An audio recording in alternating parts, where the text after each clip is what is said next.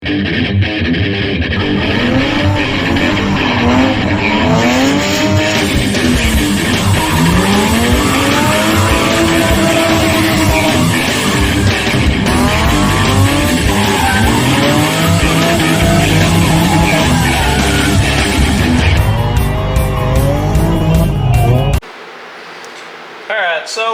I hadn't put in an AR5 before, and it's going to be kind of awkward and different because we have to get the actual spline in this first.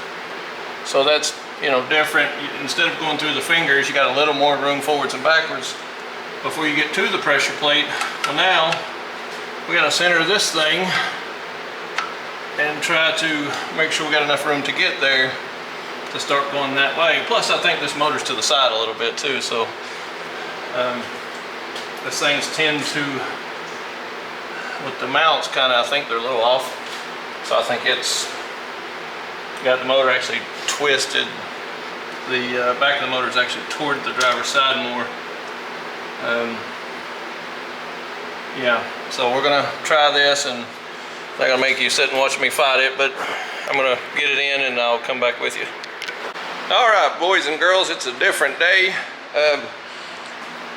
I was trying to put the transmission in, I think was the last thing we was working on. All right, well, the motor, right back here, it's a little tight back in this area, but I do have the transmission hooked up now. So the shifter, it's going to be too dark, but the shifter, I'll get some footage of it probably underneath when I go. I got it in. It's a little sloppy. It's the one, I don't know if you remember seeing it. It's got the, it's like the extension piece or whatever, and it sits way back behind on the back of that AR5. Well, it felt good, you know, there. But once I got it in the car and was shifting it around, it feels a little sloppy. I don't know.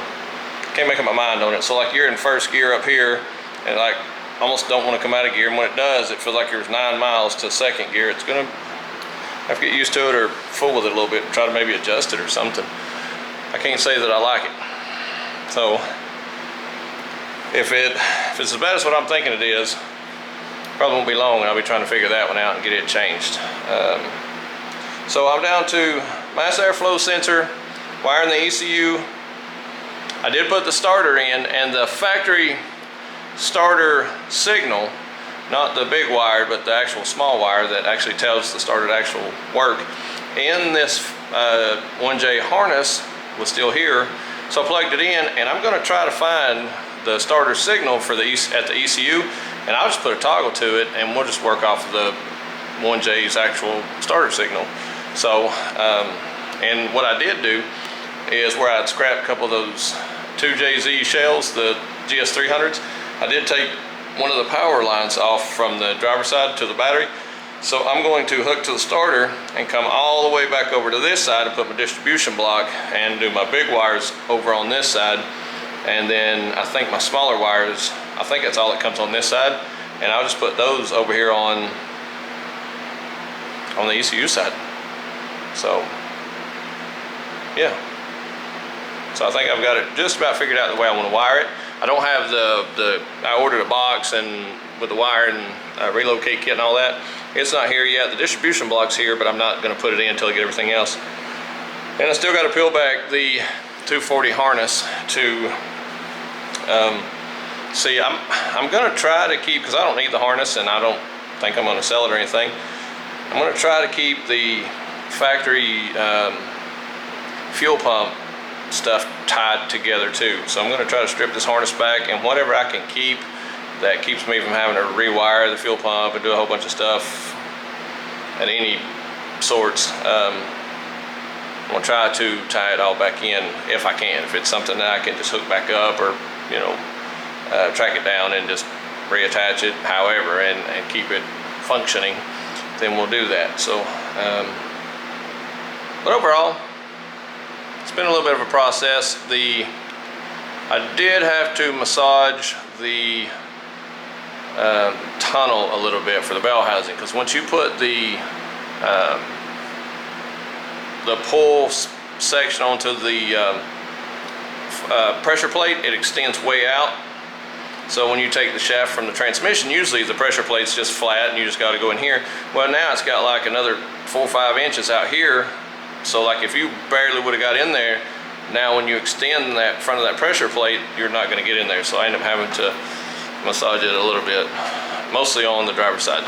So all right, I'm going to lift this thing up. We're going to look, and the drive shaft, I think it's going to fit. I think I need to pull the motor forward just a little bit.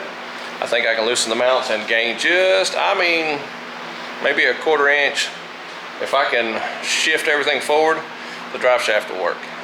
It's touching the rubber seal, and I think it'll work anyway. I just don't want to damage that seal and it dump all the fluid out. So we'll get this thing up and I'll show you what I'm talking about. All right, here we go. Okay, so this is the factory yoke that goes into the transmission. Well, the 1310, I think is the number, it's built a little different. But if you can see, let me move the light a little bit. All right, so if you can see, it's actually touching the little rubber boot. So as it turns, it's gonna mess that up. But this is actually shorter than the other type of yoke or whatever. So I think I can slide this whole transmission. You can look at the bolts. The bolts are to the back of this hole. I can gain that much and put them to the front of the hole. So that means I can pull the motor and everything forward. If I can do that, then, so I took the, because this is AR5, I took the LS swap kit for a 240, and I had to drill a hole. So you can see it's notched right here and notched right here. So this is the front bolt on the body. So I used the rear place and then I drilled a hole on both sides. So I actually, you know, kind of adjusted it because that has the LS style mount. So that's in. Need to adjust a little bit on moving everything forward.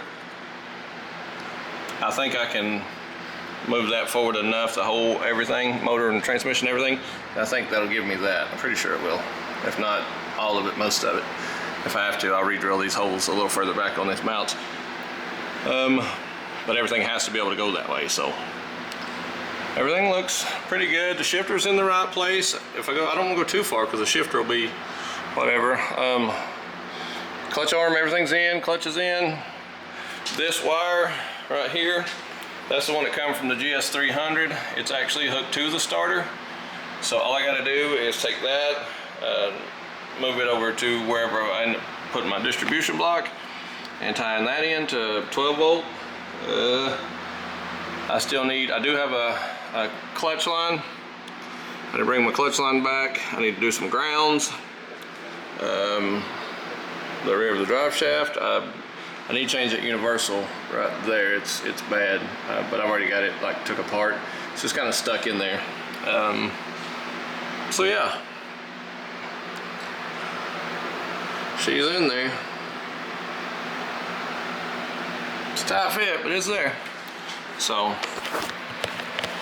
like I said, it's been a little bit of a process. You're not gonna, especially not having everything. And I had to get a few of the parts, and never done this swap before, so I had to figure a couple of things out on my own. Like the driver's side, the way these mounts, they had everything turned that same way they did in the S13. If you've seen that, where like they're almost a 1/4 inch, had the engine twisted, like, so the front of the engine was towards the driver's side. No, I'm lying. The front of the engine was toward the passenger side and the back was toward the driver's side. Well, that's why I had to fight that, because I couldn't pull the motor over. I even had ratchet strap over to the side of the lift pulling on it. Couldn't get it to come over enough. So I had to massage the firewall a little bit. A lot, actually. Not a lot. I had to take it out and like move it and hit it a while and then move it a couple times. But it's pretty close to where it's going to live. It's not far off, and I'm afraid if I go too far, it's going to mess with the shifter because it's a pretty good spot. but I think I can gain enough to almost get that seal straightened out. I'm gonna I still gotta pull all that out. I can find another seal. Might be able to get a shorter seal. If I get a shorter seal, that'll be all we have to do. We won't have to move the motor transmission anyway. But I'd like to get the back of the motor off the firewall a little bit if I can. So, that being said, that's where I'm at. Got to wire the mass airflow. Got to do the battery relocate. Got to jump all the wires. Waiting on some radiator stuff. Got to figure that out, and it's pretty close to it. They got to redo the universal joint and a few things we have to, you know, fix and update. And I don't know about that shifter. I can't make up my mind. I don't really. I'm gonna put fluid in the transmission too, so there's still a lot, but not a whole lot.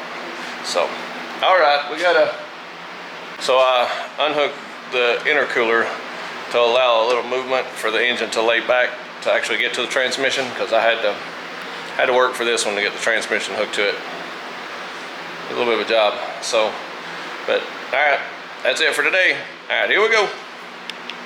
I'm failing